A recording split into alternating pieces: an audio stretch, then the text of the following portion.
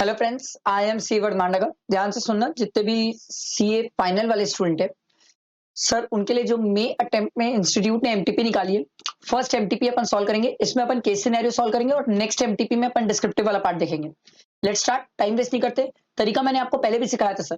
Case scenario में तरीका ये होता है कि पहले नीचे आके केस सिनेरियो पढ़ो, क्वेश्चंस पढ़ो कि उसमें क्या बोल रहा है हमें, ठीक है। उसके बाद ऊपर केस सिनेरियो पढ़ा करो। इससे कंसेप्ट क्लैरिटी, थॉट प्रोसेस बहुत अच्छा होता है और आंसर्स की एक्यूरेसी बढ़ जाती है सर, ठीक है। तो देखो sir, based on the case scenario given above, choose the most appropriate answer to question 1 to 5। 5 question है सर।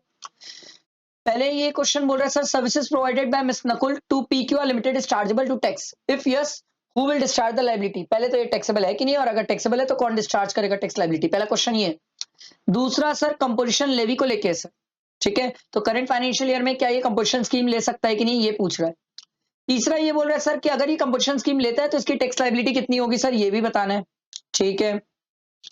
फिर आपको बताना है सर कौन सा स्टेटमेंट इनकरेक्ट है, वो तो पढ़ के ही पता चलेगा आगे, ठीक है। उसके बाद हमसे पूछा sir, place of supply for the transaction between PQR limited, Abhinav enterprises and Suraj enterprises. Sir मैं अभी ऊपर पढ़ा तो नहीं हूं, बट इसको मेरे को ये पढ़ के तो मेरे को ये समझ आ रहा है सर कि build to shift to model वाली बातें होने वाली है सर, ठीक है। तो 5 क्वेश्चन, आओ ऊपर केस सिनेरियो पढ़ते हैं और आंसर ढूंढते जाते हैं। देखो सर क्या बोल रहे हैं, देखो। और आप चाहो तो क्वेश्चन प्रैक्टिस सर, मेरे क्वेश्चन बैंक बैच है, उससे भी प्रैक्टिस कर सकते हो। उसमें मैंने बहुत क्वेश्चंस कराए सर, 300 प्लस 400 क्वेश्चंस कराए सर। चलो देखो, PQR private limited, a registered company registered under GST in the state of UP, manufacture product which are used in laboratories। ठीक है भाई, कंपनी रजिस्टर्ड है पहली बात, और यूपी की है सर, ठीक है। The product are manufactured in the company factory located in Lucknow UP and sold in various parts of the UP. मतलब यूपी के अंदर की कहानी है सर, ऑब्वियसली तभी तो कंपटीशन स्कीम की बात हो रही है sir. The company also provide intra state repair and maintenance services for its product, मतलब रिपेयर और मेंटेनेंस की भी सर्विसेज देता है, ठीक है भाई, चलता है। मैन्युफैक्चरर है, मैंने तो बोला सर 10% और 5 लाख दोनों में विच एवर इज हायर तक की सर्विसेज दे सकता है, मुझे कोई दिक्कत नहीं है। The details of the company for the preceding 2 financial year दिया हुआ है sir. Turnover of the goods दिया हुआ है, ठीक है। टर्नओवर ऑफ द सर्विसेज भी दिया हुआ है sir. And interest income for from extending loan to others. Sir ये तो लेते ही नहीं है हम, ये तो एग्रीगेट टर्नओवर में लेते ही नहीं है, तो इसको तो आप इग्नोर कर दो, ठीक है। आगे बढ़ते हैं sir. The company procure the services of Nakul enterprises. Sir यही तो पहला क्वेश्चन था मेरा। The company procured the services of Nakul Enterprises, a GTA, having its place of business in Lucknow, UP, for transport of goods from its factory to customer location in April. Nakul Enterprises has not exercised the option to pay GST on services supplied by it. ये बोलता है GT वाला बोलता है मैं नहीं दूंगा भाई GST. Nakul Enterprises prepare a regular consignment note containing the detail of the consignant, consignee and other prescribed details. The services provided by Nakul Enterprises are chargeable to tax at the rate of 5%. Sir क्या recipient registered है? हाँ sir, recipient registered है sir, definitely company है sir, registered है sir. क्या reverse charge applicable हो जाएगा? Yes, reverse charge applicable हो जाएगा सर। आ रही बात समझ? तो पहला क्वेश्चन तो हमसे यही पूछा था सर कि whether the services provided by Nakul to PQR Limited is chargeable to tax? Yes, और yes तो कौन पे करेगा सर? ऑब्वियस सी बात है सर, कौन पे करेगा? PQR भाई, क्योंकि रिवर्स चार्ज में तो PQR ही देगा, नकुल तो हाथ खड़ा कर चुका है, ठीक है। फिर वो बोल रहा है सर कंपोजिशन स्कीम ले सकते हैं कि नहीं फॉर करंट फाइनेंशियल ईयर। तो आगे बढ़ते हैं सर। करंट फाइनेंशियल ईयर में अगर इस बंदे को कंपोजिशन स्कीम लेना था तो इसका लास्ट फाइनेंशियल ईयर का टर्नओवर 1.5 करोड़ से एक्सीड नहीं करना चाहिए, नहीं किया। दूसरा, सर्विसेज जो है पिछले जो स्टेट टर्नओवर है उसका 10% से ज्यादा वो सर्विसेज नहीं दे सकता। वो करंट ईयर में हम चेक करते हैं कि करंट ईयर में 10% से ज्यादा सर्विसेज नहीं दे सकता। अब सर क्या ये पर्सन का टर्नओवर एक्सीड कर रहा है? नो, ये पर्सन का टर्नओवर एक्सीड नहीं कर रहा है 1.5 करोड़ से। सर क्या ये कंपोजिशन स्कीम ले सकता है? हाँ सर, क्योंकि जब आप इसका 10% भी करोगे, 1 करोड़ 2 लाख का 10% भी करोगे तो भी सर कितना आ जाएगा? 10,20,000। सर सर्विस तो 9,25,000 की है, आराम से कंपोजिशन स्कीम ले सकता है। हमसे तो सेकंड क्वेश्चन यही पूछा था ना, क्या वो कंपोजिशन स्कीम ले सकता है? यस, वो कंपोजिशन स्कीम ले सकता है, बट यस तो 3 जगह है सर। अब आपसे ये भी पूछ रहा है sir, however it could provide services up to a value of, services कितने वैल्यू की प्रोवाइड कर सकता है, वो भी हमसे पूछ रहा है। तो ठीक है भाई, हम बता देते सर्विसेज कितने वैल्यू की कर सकता है। हमने बोला था सर जितना भी टर्नओवर होगा उसका 10%, जितना भी उसका टर्नओवर होगा उसका 10%, टर्नओवर ऑफ द स्टेट उसका 10%। तो ये टर्नओवर है सर, टर्नओवर कितना है 1 करोड़ 2 लाख प्लस 9,25,000, ये आ रहा है सर 1 करोड़ 11,25,000, इतने का टर्नओवर आ रहा है, इसका 10% तक तो वो सर्विसेज दे सकता था सर। तो सर सिंपल सी बात है, आपसे यही तो पूछा सर कि क्या वो कंपोजिशन स्कीम ले सकता है? यस ले सकता है sir. Up to an aggregate value पे देखो सर, एग्रीगेट वैल्यू 10% सर, इतने तक का ले सकता है सर्विस, इससे ज्यादा का सर्विस नहीं हो सकता। करंट ईयर में हम फाइनेंशियल ईयर 3 की बात कर रहे हैं और ऊपर जो देख रहा था वो 2 था, कंफ्यूज नहीं होना सर। प्रीसीडिंग फाइनेंशियल ईयर का एग्रीगेट टर्नओवर देखते हैं, इस पे कंफ्यूज मत हो जाना। करंट ईयर में कंपोजिशन स्कीम ले सकता हूं कि नहीं, सर्विसेज कितनी दे सकता हूं कि नहीं, ये ऑन द डिसाइड होता है basis of previous financial year का एग्रीगेट टर्नओवर, उसके बेसिस में डिसाइड होता है। ठीक है, इस पे गड़बड़ मत कर देना, ये तो ब्लंडर हो जाएगा। इसके बाद हमसे और आगे भी क्वेश्चन पूछा था जिसमें हमसे मतलब ऑप्शन इसका ये हो जाएगा, 2 का ये हो जाएगा। ठीक, उसके बाद हमसे पूछा था सर कि अगर ये कंपोजिशन स्कीम ले रहा है तो इसका करंट फाइनेंशियल ईयर में टैक्स कितना बनता है, जीएसटी लायबिलिटी कितनी बनती है, वो तो हमें देखना पड़ेगा सर। देखो, from the following details provided by PQR limited for the April to June quarter financial year 3, देखो टर्नओवर ऑफ द गुड्स दिया हुआ है, टर्नओवर ऑफ द सर्विसेज दिया हुआ है, ऐड करना पड़ेगा सर 10,20,000 प्लस 92,550। ठीक है, ये इंटरेस्ट इनकम तो नहीं आती एग्रीगेट टर्नओवर में। Amount paid for services receive from Nakul enterprises, sir reverse charge में पे किया है सर, इसको भी एग्रीगेट टर्नओवर में मत लेना। Raw material receive from the other states दिया हुआ है, रॉ मटेरियल रिसीव किया है, तो सर ये तो क्रेडिट वाली एंट्री है, वैसे भी नहीं लेने वाले हैं, वैसे भी कंपोजिशन स्कीम वाले क्रेडिट का मिलती है। इनपुट सर्विस रिसीव्ड, इसको भी छोड़ दो, तो ये 2 ही तो आएगा सर, और इस 2 का आपको 1% करना है। ठीक, ये 1% कितना हो जाएगा सर, एक मिनट, ये दोनों को ऐड किया तो ये कितना आ गया सर, एक मिनट, 10,20,000 प्लस 92,550, ये आ रहा है सर 111,2550, इसका 1% कर लो क्योंकि मैन्युफैक्चरर है सर, 1% आ रहेगा सर 11,125.5, ये इसकी लाइबिलिटी आई। ठीक है, कंपोजिशन स्कीम के हिसाब से। अब जो रिवर्स चार्ज में है वो भी तो पे करना पड़ेगा ना कैश में, तो सर 50,000 का 5%, तो कितना आ जाएगा सर 50,000 का 5%, 50,000 का 5% सर 2,500, ये भी तो पे करना पड़ेगा, रिवर्स चार्ज वाली लायबिलिटी भी तो कैश में पे करना पड़ेगा, तो प्लस 11,125.5, तो ये आ जाएगा सर 13626 ले लो, राउंड फिगर कर लो सर, इतना हमें कंपोजिशन स्कीम के अंदर टैक्स लायबिलिटी पे करना पड़ेगा सर। हमसे तो पूछा था ना सर, टोटल जीएसटी लायबिलिटी पूछा है, सिर्फ कंपोजिशन की लायबिलिटी बोलता ना तो 11,125 करके रोक देता, टोटल जीएसटी लायबिलिटी बोला, इसीलिए ये ले रहा हूं, समझ आया। उसके बाद इन case of Vedanta foundation, Vedanta foundation तक तो मैं पहुंचा ही नहीं हूं सर, यहीं पर रुक गया था। आगे बढ़ते हैं, देखो the following additional information is also provided, देखो the raw material mention in point 5 ये वाला भैया was received by PQR Limited in April in its factory located in Lucknow, ठीक है, includes goods amounted to rupees 2,26,000 received from Suraj Enterprises on the instruction received from Abhinav Enterprises। भैया अभिनव ने सूरज को बोला कि भैया तू PQR लिमिटेड में गुड्स छोड़ दे, यही तो बोला ना सर। तो Suraj enterprises has its principal place of business in UP where the Abhinav enterprises has its business place in Gujarat, Abhinav Gujarat, Suraj UP, और ये तो वैसे भी यूपी वाला है sir.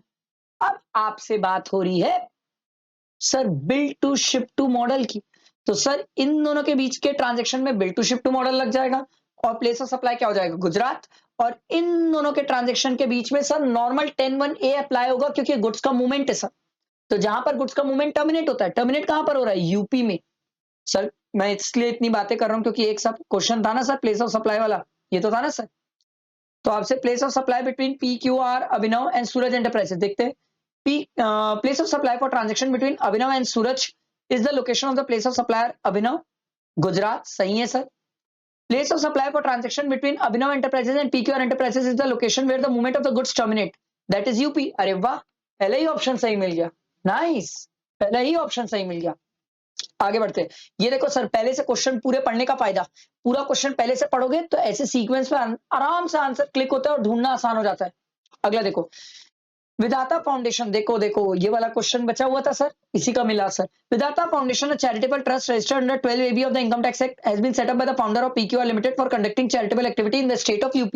The trust organizes session on yoga and spirituality in the state of UP and charges participation fees for the same. The total fee collected from the participant in the month of April is 2,50,000. Sir, yoga तो exempt है. The input services received by the trust from the said month is this much. The trust is also analyzing the proposal of granting rights to PQR Limited to advertise on its premises. ये भैया, ये जो advertise करने की बात हो रही है ना सर, ये टैक्सेबल है सर, फिलेंथ्रोपिक पर्पस नहीं है ये फिलेंथ्रोपिक पर्पस नहीं है, तो कमर्शियल पर्पस हो गया, ये टैक्सेबल हो जाएगा सर। ठीक है, तो आओ नीचे, क्वेश्चन क्या था? क्वेश्चन हमसे ये पूछा था, which of the following is incorrect in case of Vidhata and foundation. देखो, सर्विसेज प्रोवाइडेड टू चैरिटेबल और religious trust are not outside the ambit of GST unless specifically exempt. क्या ये सही है? Yes. Services provided by charitable institution exempt होता है, to charitable institution taxable होता है सर, to है ये, to तो taxable है जब तक कहीं specifically exempt ना कर दे। All the activities of Vedanta Foundation are exempt, नहीं, all the activity तो exempt है ही नहीं सर, काहे कि all the activity exempt sir, अभी तो वो मार्केटिंग कर रहा है सर, तो फिलेंथ्रोपिक पर्पस कहां गया सर? ये टैक्सेबल है सर, ये स्टेटमेंट गलत है, ये टैक्सेबल होना चाहिए था, तो हमसे इनकरेक्ट ही तो पूछा था। नेक्स्ट भी पढ़ लेते हैं।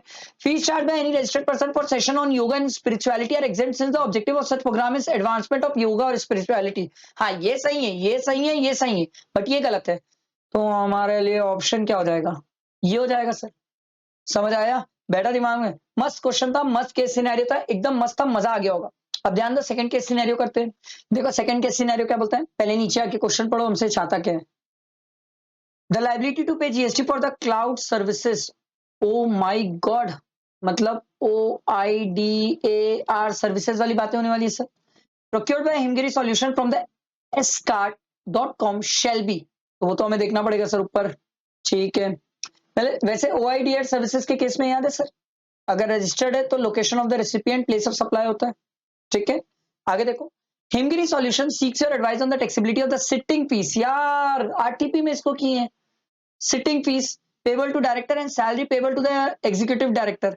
देखो सिटिंग, अगर मैं ऊपर ना भी पढ़ूं तो भी मेरे को इतना पता है सर, सिटिंग फीस के लिए sir, sitting fees paid to the director reverse charge में जाता है, और सर सैलरी पे जो कर रहे हैं is not liable to GST. ये अगर मैं ऊपर ना भी पढ़ूं तो भी ये मेरे को पता है सर, ये बिल्कुल पता है, क्योंकि आरटीपी में भी सेम ये पॉइंट था, क्वेश्चन था। What will be the amount of input tax right, वो तो पता करना पड़ेगा। वैल्यू ऑफ आउटवर्ड सप्लाई, वो भी पता करना पड़ेगा, जुलाई मंथ की बातें हैं सर। ठीक है, amount of net GST to be deposited in cash, वो भी ऊपर देख के पढ़ के ही पता चलेगा, और कुछ तो नहीं। उसके बाद थर्ड केस सिनेरियो आ जाएगा। चलो ऊपर केस सिनेरियो पढ़ते हैं, आंसर ढूंढते हैं।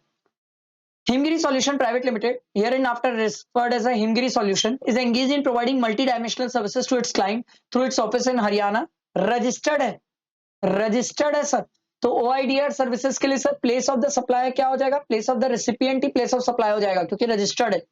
ठीक है sir, section 1312 under GST. During the month of July, the following transactions were taken by Himgiri Solution. देखो, import of certain cloud services from scart.com for an amount of 51 lakh.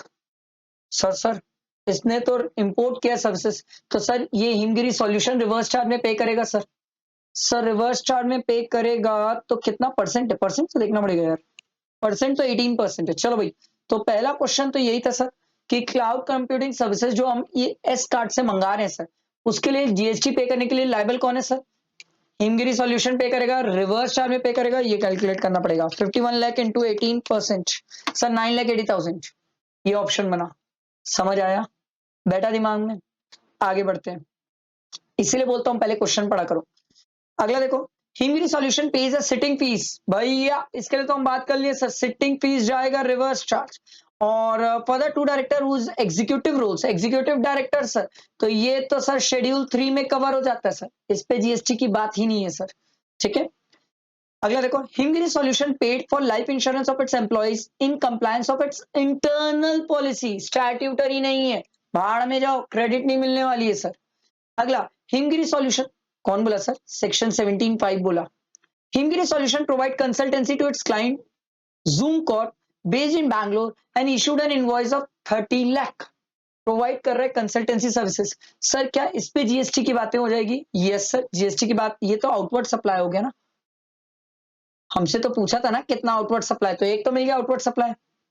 Empowering India is a non-government organization located in Haryana. It aims at empowering the eligible company to grow their business in India. Himgiri Solution, being one of the eligible company, received a subsidy of 5 lakh in lump sum from the Empowering India for the month of July. तो sir अभी तो subsidy का कुछ नहीं होगा, अभी तो फिलहाल सब्सिडी का कुछ नहीं होगा, आगे देखते हैं कुछ काम पड़ा तो। अगला देखो, Himgiri solution provide sponsorship services. भैया स्पॉन्सरशिप सर्विसेज दे रहा है to an individual for an event organised in the state of Haryana. The amount agreed for the sponsorship services is 5 lakh.